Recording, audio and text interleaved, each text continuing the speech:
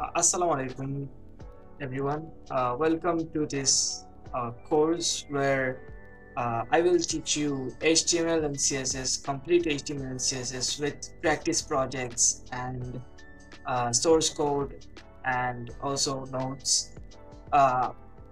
তো আজকে থেকে আমি HTML এবং CSS এর ফুল কম্প্রিহেন্সিভ কোর্স স্টার্ট করছি। তো কথা না বাড়িয়ে শুরু করা যাক। Let's get started. First of all আমাদের কোড লেখার জন্য আমাদের কোড এডিটর লাগবে। আমরা যে কোড এডিটর ইউজ করব সেটার নাম হচ্ছে ভিজুয়াল স্টুডিও কোড। আপনারা ভিজুয়াল স্টুডিও কোড লিখে সার্চ করলে আপনারা ভিজুয়াল স্টুডিও কোডের ওয়েবসাইটে চলে আসবেন। আপনারা সিম্পলি এখানে ডাউনলোডে ক্লিক করেন, করার পর আপনারা উইন্ডোজ, লিনাক্স কিংবা ম্যাকের জন্য এটি ইনস্টল করে নিতে পারেন। আপনারা ভিজুয়াল স্টুডিওটি ইনস্টল করে নিলে আপনারা সিম্পলি এখানে ক্লিক করে ভিজুয়াল স্টুডিও কোডটি ইনস্টল করে নিতে পারেন। আমার visual studio code already install করা আছে, তাই আমি আর ইনস্টল করছি না। HTML এবং CSS নামে নতুন একটি ফাইল ক্রিয়েট করে নিয়েছি। সেখানে আমি open in terminal A click করব, তারপর এখানে লিখব code.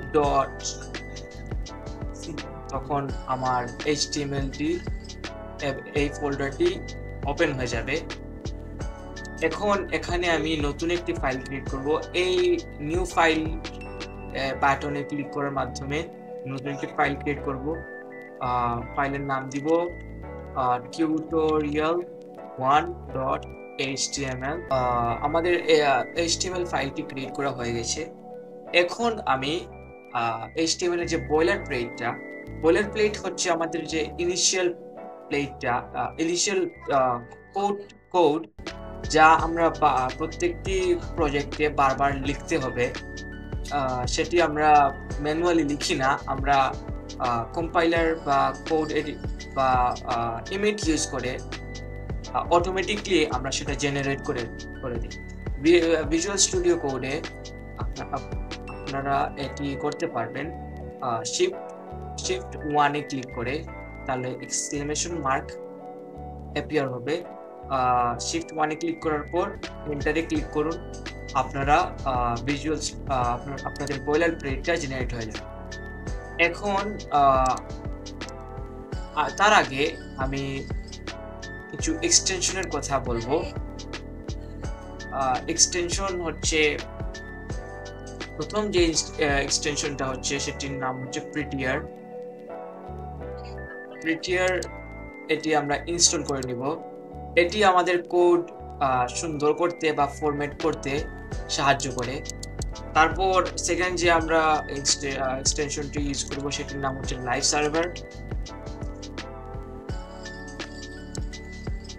সার্ভারটি আমার অলরেডি ইনস্টল করা, তাই আমি ইনস্টল করে নিচ্ছি না।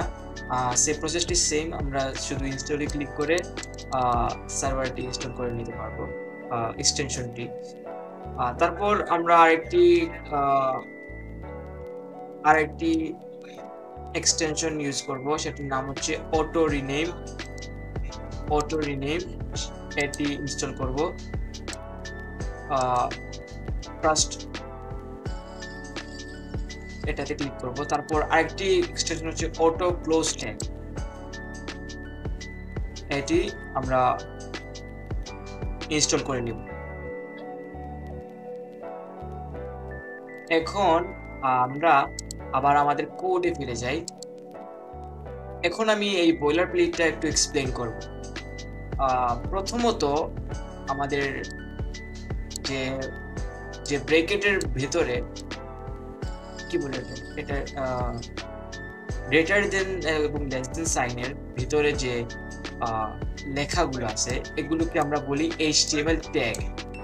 এবং HTML ট্যাগের যদি HTML এর এরকম কিছু ইকুয়াল টু সাইন দিয়ে লেখা হয়, সেটাকে আমরা বলি HTML অ্যাট্রিবিউট। এটি HTML এর আরো কিছু ইনফরমেশন ক্যারি করে।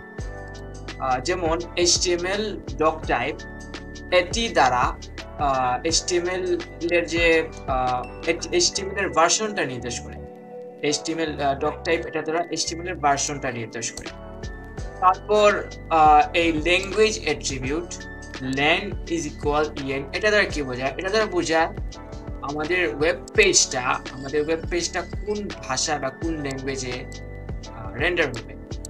en দ্বারা ইংলিশ বোঝাচ্ছে, তাই আমাদের HTML পেজটা ইংলিশে হবে ওয়েব পেজটা। তারপর হেড ট্যাগ হচ্ছে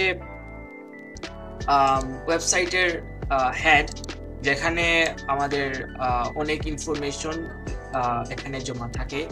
প্রথমত হচ্ছে মেটা ট্যাগের মধ্যে একটি অ্যাট্রিবিউট আছে charset utf8। এটি আমাদের URL এনকোডেড, মানে আমাদের URL এনকোডিংটা, ক্যারেক্টার এনকোডিংটা মানে UTF-8 এটি বোঝাচ্ছে আর কি। এটি আমাদের ওয়েব পেজের প্রত্যেকটি ল্যাঙ্গুয়েজকে সঠিকভাবে কারেক্টলি রেন্ডার করার জন্য সাহায্য করে। তারপর আরেকটি আছে name is equal viewport, content is equal with, device with, initial scale is equal 1। এটি দ্বারা সিম্পলি বোঝাচ্ছে যে আমাদের কন্টেন্ট বা আমাদের ওয়েব পেজের যে উইথটা, মানে প্রস্থটা বা উইথটা, সেটি আমাদের ভিউপোর্ট বা আমাদের স্ক্রিনের সমান সাইজ থাকবে, ভিউপোর্টের সমান থাকবে।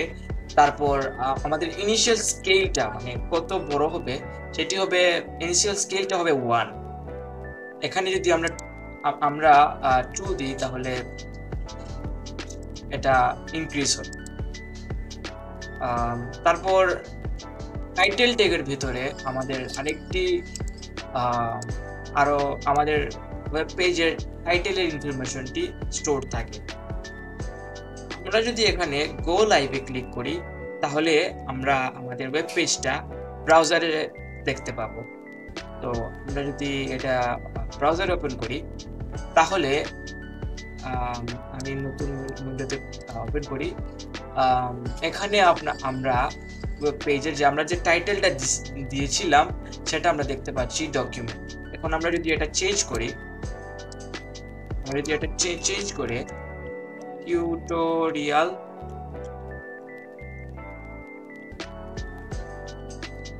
1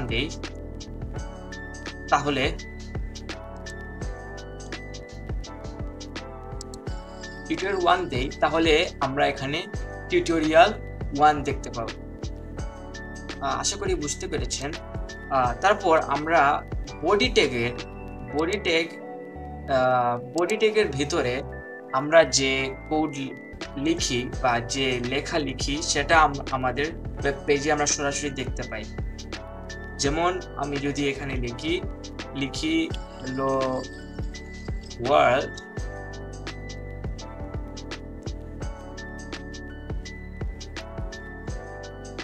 তাহলে আমরা আমাদের এখানে হ্যালো ওয়ার্ল্ডটা দেখতে পাবো। যেসব অ্যাট্রিবিউটগুলো আমরা বডি ট্যাগে লিখতে পারি তার জন্য আরো বিস্তারিত আমি সামনের ভিডিওতে এক্সপ্লেইন করব। তো আজকের জন্য এতটুকুই, দেখা হচ্ছে নেক্সট ভিডিওতে। সেই পর্যন্ত সুস্থ থাকুন। আসসালামু আলাইকুম।